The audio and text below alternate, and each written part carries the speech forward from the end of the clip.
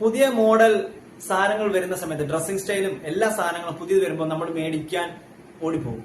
അപ്പം പലതും അവർക്ക് അനുയോജ്യമായിട്ടുള്ള ഒരു രീതിയിലുള്ളതല്ല ആയിരിക്കത്തില്ല. അപ്പൊ ഓരോ ഡ്രസ് കോഡ് പുതിയത് വരുന്ന സമയത്ത് അവർക്ക് ഒട്ടും അനുയോജ്യമല്ലെന്നുണ്ടെങ്കിൽ ഇത് പുതിയ മോഡലാണെന്നും പറഞ്ഞ് എടുത്തിടുന്ന ആൾക്കാരുണ്ട്.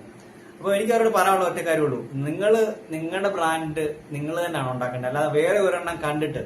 ഇപ്പൊ നിങ്ങൾ ഏറ്റവും കൂടുതൽ ചിന്തിക്കേണ്ട ഒരു കാര്യമുണ്ട്, മോഡൽസ് എപ്പോഴും അവരുടെ ബ്രാൻഡ് വേറൊരാളിലേക്ക് കോപ്പി ചെയ്യിപ്പിക്കാനാണ് ശ്രമിക്കുന്നത്. ഒരിക്കലും അവർ കോപ്പി ചെയ്യുന്നില്ല. കാരണം ട്രെൻഡിനനുസരിച്ച് ട്രെൻഡ് അവർ ഉണ്ടാക്കിയെടുക്കുകയാണ്. അപ്പം നമ്മൾ ഒരു സാധാരണ ഒരു കോപ്പി അല്ലാതെ ബ്രാൻഡ് ആവണമെന്നുണ്ടെങ്കിൽ നമ്മൾ കോപ്പി ചെയ്യാതിരിക്കുക. നമുക്ക് പെർഫെക്റ്റ് ആയിട്ട് നമ്മുടെ കണ്ണാടി, ഫുൾ സൈസ് കണ്ണാടിയിൽ നമ്മൾ നോക്കുന്ന സമയത്ത് നമ്മൾ എങ്ങനെയാണോ പെർഫെക്റ്റ്, ആ ഒരു രീതിയിലുള്ള ഡ്രസ്സിംഗ് സ്റ്റൈൽ മാത്രം നിങ്ങൾ യൂണിക്കായിട്ട് ചെയ്ത് നിങ്ങൾ സ്റ്റില്ലായിട്ട് ആ ഒരു റേഞ്ചിൽ തന്നെ നിങ്ങൾ ജീവിച്ചു പോരുന്നാൽ മതി. കാരണം നിങ്ങൾ ഒരു സെപ്പറേറ്റ് വിഷനുള്ള ആളാണെന്നുണ്ടെങ്കിൽ ആ ഒരു റേഞ്ചിൽ തന്നെ നിങ്ങൾ ബ്രാൻഡ് ആവുന്നതായിരിക്കും.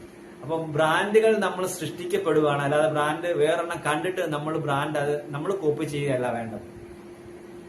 സിനിമ സ്റ്റാർസിന്റെ നോക്കിക്കഴിഞ്ഞാലും മോഡൽസിനെ നോക്കിക്കഴിഞ്ഞാലും മോഡൽസ് ഒരിക്കലും പുതിയ ട്രെൻഡിനനുസരിച്ചല്ല അവരുണ്ടാക്കുന്ന ട്രെൻഡ് ബാക്കിയുള്ള, അല്ലെങ്കിൽ ഒരു പുതിയ കമ്പനി ഉണ്ടാക്കുന്ന ഒരു സംഭവം നിങ്ങളിലേക്ക് അടിച്ചേൽപ്പിക്കുകയാണ്. അപ്പം നമ്മൾ സ്വയമേ ഒരുപാട് മോഡൽസിനകത്തുനിന്ന് ഒരു മോഡൽ നമ്മൾ തെരഞ്ഞെടുത്ത് സ്ഥിരമാക്കി കഴിഞ്ഞാൽ നിങ്ങൾ അതിന്റെ ബ്രാൻഡ് ആവുന്നതായിരിക്കും.